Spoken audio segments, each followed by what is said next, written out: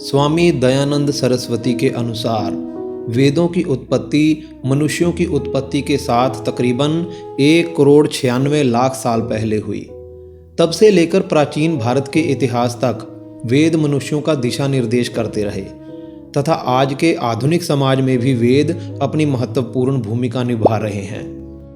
लेकिन क्या वेदों में पाया जाने वाला ज्ञान सत्य है, पूर्ण है तथा क्या यह ज्ञान समाज को तथा किसी योग साधक को आगे ले जाने में सक्षम है?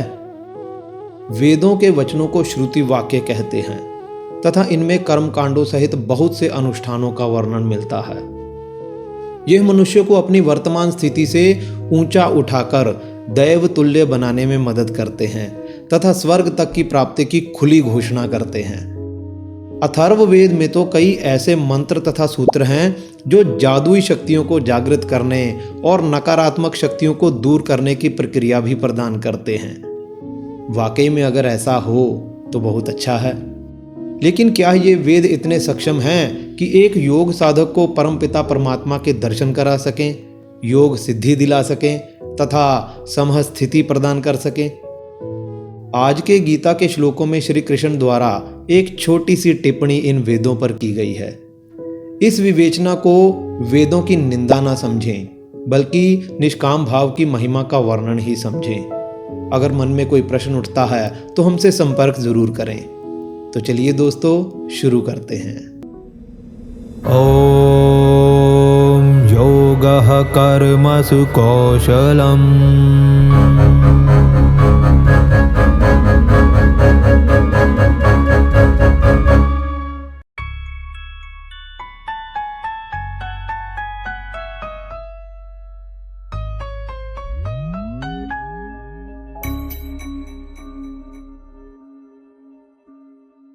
हरिओम।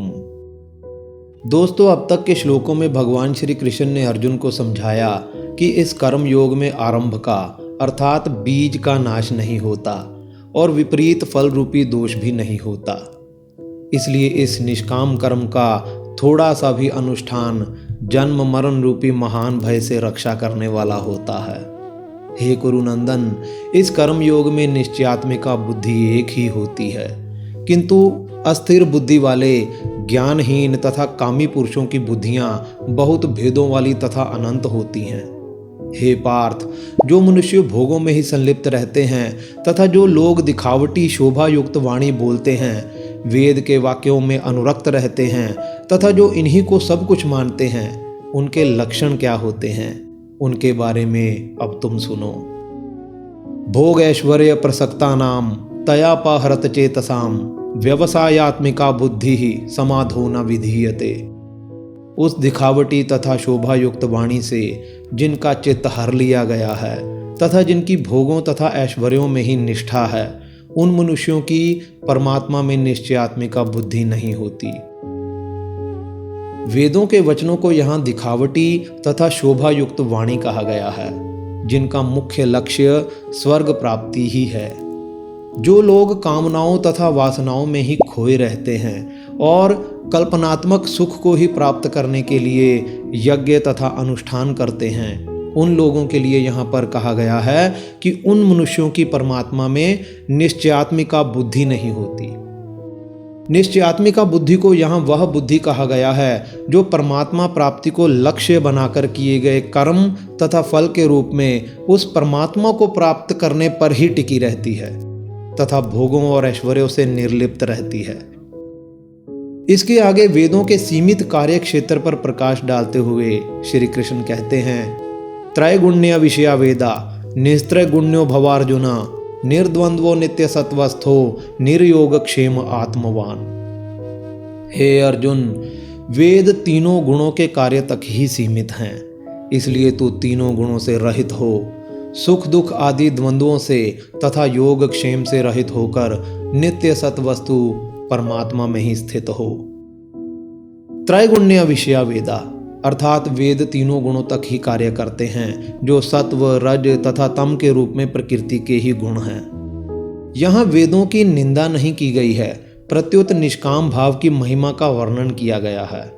निस्त्रय गुण्यो भवार्जुना अर्थात तू तीनों गुणों से ऊपर उठ, तीनों गुण शरीर मन बुद्धि तक ही कार्य करते हैं।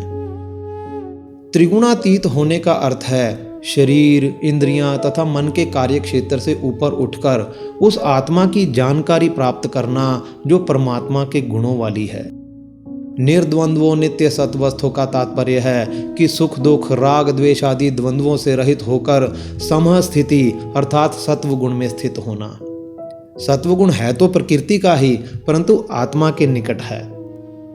निर्योग क्षेम आत्मवान, यहाँ योग का अर्थ है जो वस्तु नहीं है उसकी प्राप्ति करना तथा क्षेम का अर्थ है जो प्राप्त वस्तु है उसकी रक्षा करना। तू योग तथा क्षेम से रहित हो।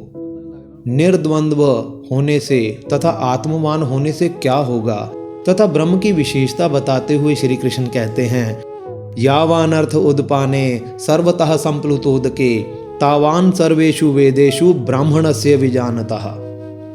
बड़े जलाशय को प्राप्त करने पर मनुष्य के लिए जो छोटे जलाशय का प्रयोजन रह जाता है, उसी प्रकार ब्रह्म को तत्व से जानने वाले योगी का वेदों से प्रयोजन रह जाता है। ब्राह्मणस्य विजानतः अर्थात जो महापुरुष ब्रह्म को तत्व से जानने वाला है उसके लिए वेदों से उतना ही प्रयोजन रह जाता है जितना एक व्यक्ति का क्षुद्र जलाशय से प्रयोजन रह जाता है जब उसको गंगा की शुद्ध धारा मिल जाती है। तब उस व्यक्ति के लिए वेदों में कहे हुए कर्मकांड जैसे यज्ञ दान तप तीर्थ तथा व्रत आदि कुछ भी मूल्य नहीं रखते। इसके आगे के श्लोक में कर्म योग का स्वरूप बताते हुए श्री कृष्ण अर्जुन को क्या कहते हैं ये हम अगली वीडियो में देखेंगे। तब तक के लिए धन्यवाद। हरि ओम।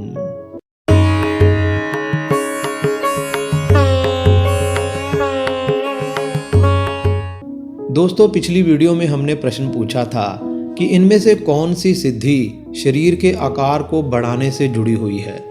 ए अणिमा, बी महिमा, सी गरिमा तथा डी लघिमा। सही उत्तर है बी महिमा। अगर आप हमारी अष्ट सिद्धियों के ऊपर बनी हुई विशेष वीडियो देखना चाहते हैं तो डिस्क्रिप्शन में लिंक है, उस पर क्लिक करके देख सकते हैं। इस श्रृंखला से जुड़ा हुआ हमारा 33वां प्रश्न है इनमें से कौन सी योग की सही परिभाषा है। ए योगश्चित्तवृत्ति निरोधः, बी योगः कर्मसु कौशलम, सी समत्वम योगः उच्यते तथा डी यह सभी। कृपया कमेंट करके ज़रूर बताएं और अगर आप वीडियो के अंत तक बने हुए हैं तो वीडियो को लाइक ज़रूर कर दें और अगर आपने चैनल को सब्सक्राइब नहीं किया है तो सब्सक्राइब ज़रूर कर दें। धन्यवाद। हरि ओम।